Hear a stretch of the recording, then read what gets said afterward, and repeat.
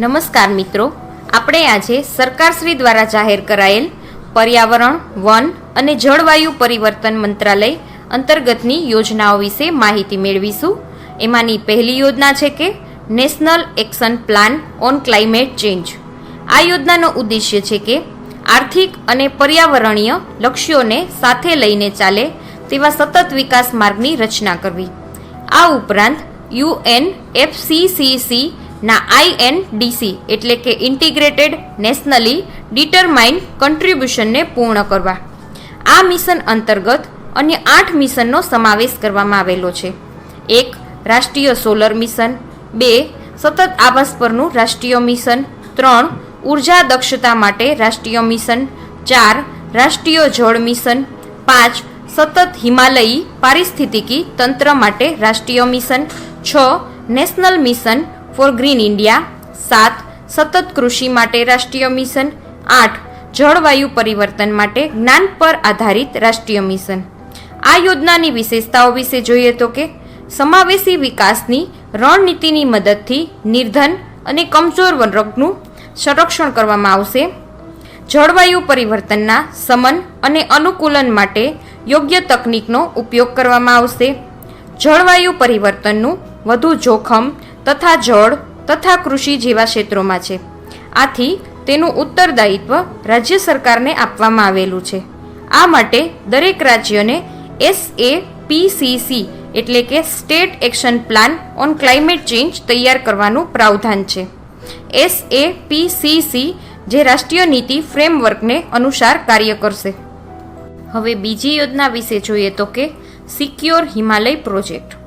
આ યોજનાનો ઉદ્દેશ્ય છે કે હિમાચલ પ્રદેશ, જમ્મુ કાશ્મીર, ઉત્તરાખંડ અને સિક્કિમમાં રહેલી હિમાલયી ક્ષેત્રની જૈવ વિવિધતા, વન સંસાધનનું સંરક્ષણ કરવું.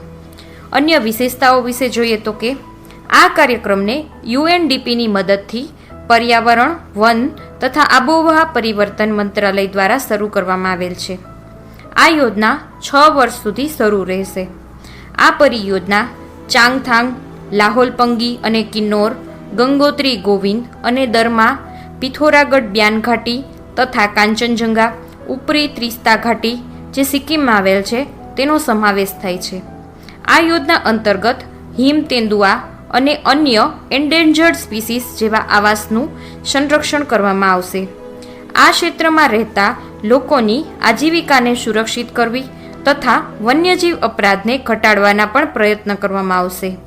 ઘણી ઔષધીય તથા સુગંધિત વનસ્પતિના અવૈધ વ્યાપારને રોકવામાં પણ મદદરૂપ થશે.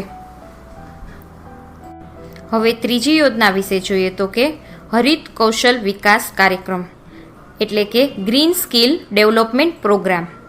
આ યોજનાનો ઉદ્દેશ્ય છે કે કુશળ કાર્યબળની ઉપલબ્ધતા વધારવા માટે ભારતમાં યુવાઓને કૌશલ પ્રદાન કરવું.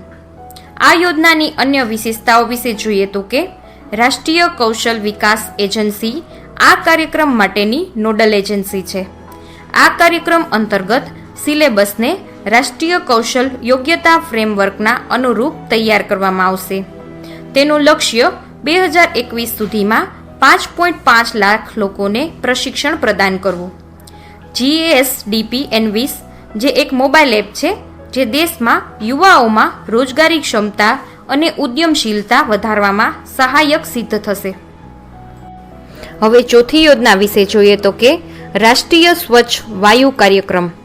આ યોજનાનો ઉદ્દેશ્ય છે કે સમગ્ર દેશમાં વાયુ ગુણવત્તાથી સંબંધિત દેખરેખ તંત્રનો વિકાસ કરવો. ઉપરાંત વાયુ પ્રદૂષણના નિયંત્રણ તથા શમન માટેના ઉપાયોનું કઠોરતાથી પાલન કરાવવું.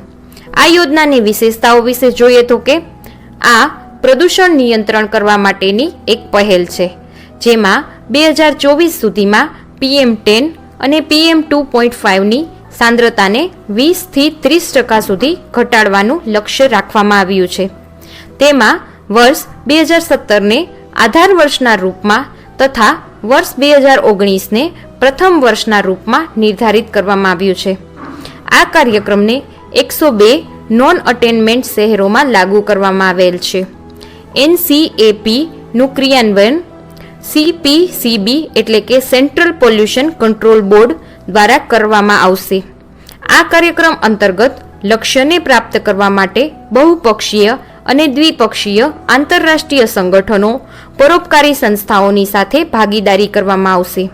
તો મિત્રો, આ હતી પર્યાવરણ, વન અને જળવાયુ પરિવર્તન મંત્રાલય અંતર્ગતની યોજનાઓ, જેને સ્પર્ધાત્મક પરીક્ષાની તૈયારી કરતા તમામ વિદ્યાર્થી મિત્રો સાથે જરૂર શેર કરજો. હવે મળીશું નવી યોજના સાથે.